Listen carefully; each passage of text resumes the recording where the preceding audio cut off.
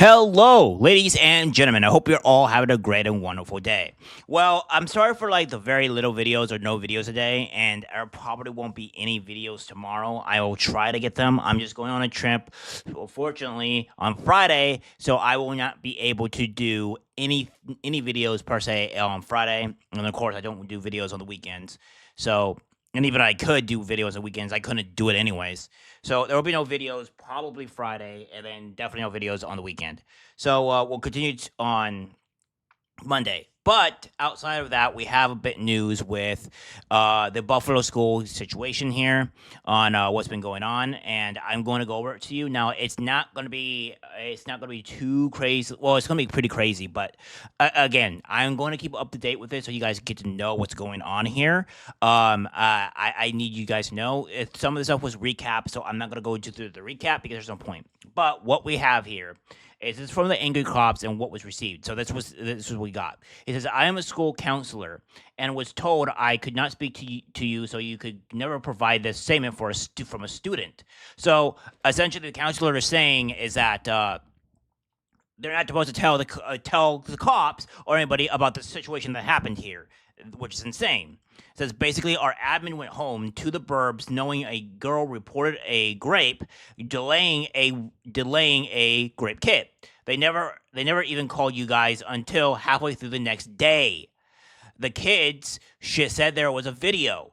I'm convinced they never tried to get the video. So to put it in perspective, guys. So the student was allegedly raped, all right, and this is what was go forward. They tried to get in contact with people, whatever, and they were telling the counselors and other people to not contact the police, which is bloody wild.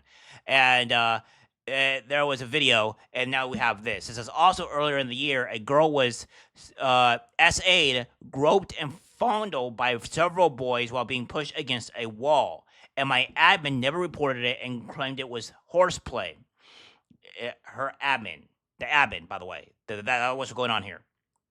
She ended up moving to another state with a relative because she couldn't feel safe in the school. I may believe that was the student. These aren't just students to me either. They are my neighbors and community. A quick Google search of my name would tell you that I have dedicated my life to advocating for people.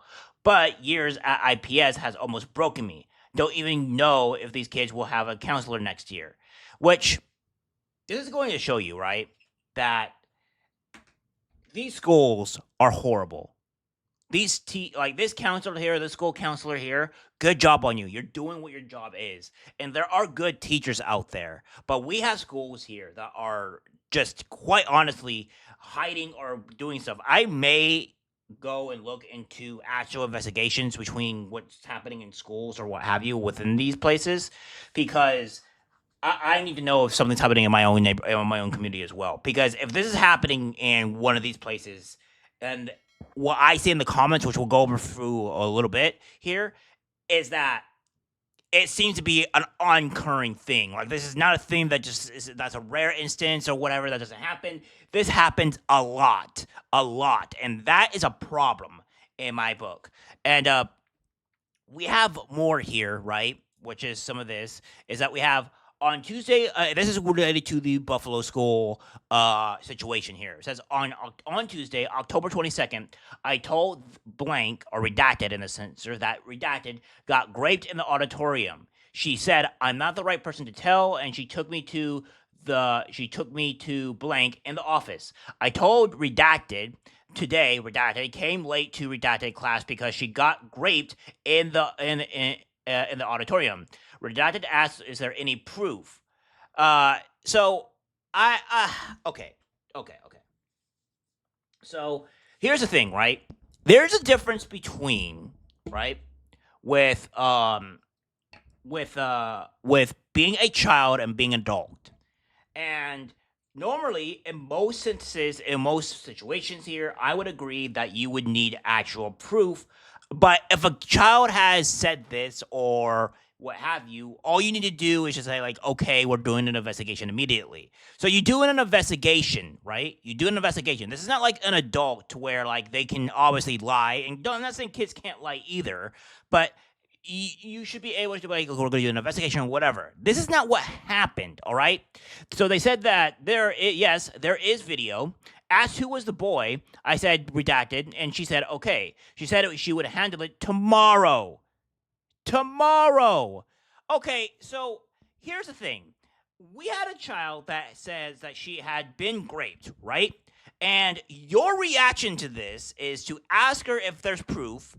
And then next, you go out and say, oh, by the way, we're going to deal with this tomorrow. What are we doing here exactly? What do you mean you're going to handle a rape accusation tomorrow? Also, there's video, okay? There's video. So distribution of this type of stuff, like of an actual rape or whatever, especially when it comes to children, is insanity to me. Like, what are we do? Like, what are we doing? Like, you cannot just have an actual rape of a video of a child being posted around the school. What is going on here? And you're going to say you're going to deal with this tomorrow? No, do it now. Deal with it now. This is not a situation here where you just do not deal with things to this extent or the level. And even still, if this was also an adult and you say, oh, I'm going to handle this tomorrow. No. That's also not acceptable. It's doubly not acceptable when it comes to a child. But when it's but the fact that you're going to handle this situation tomorrow is absurd and insanity. And I honestly, this teacher should be fired. And honestly, I would like to see jail time for this teacher. Because I'm going to say, I thought she was going to do something or pause in the morning and talk about it. But then half of the 7th grade knew, so we told Redacted because nothing was done. Redacted was in shock and said, give me 5 minutes. Can't believe this. We walked away from Redacted and Redacted started crying, so we went out to look for Redacted. This is insane, by the way. This is absolutely insane. This school is incompetent. This school is incompetent. And if there's any schools that are like this, similarly, it's insanity to me. So again, we're going to go over this, the ink crop or whatever you has something to say about this, and then we'll have more on going on. Nothing happened. But then, that following day, half of 7th grade already knew what was going on. So then they went to teacher C and said, give me 5 minutes. And that teacher, I believe, was the one that started, notifying school individuals and other things like that, and then got the ball rolling. Thank God. So I showed up a day, maybe 2 after. Yeah, so to go over it a little bit, that pretty much was that the student went to teacher A. Teacher A didn't do anything. Teacher B didn't do anything and says, we're going to wait till tomorrow, what have you. And then she ended up having to tell teacher C, and it was teacher C that actually did something.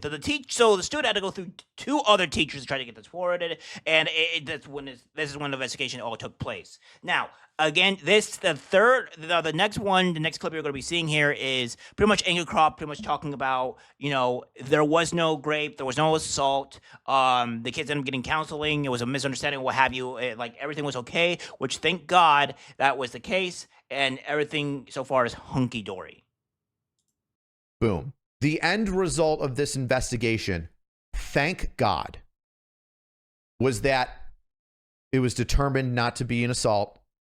We ironed everything out. I don't want to get in, these kids' businesses, but it was basically a very emotional reaction to the videos being spread, embarrassment, etc.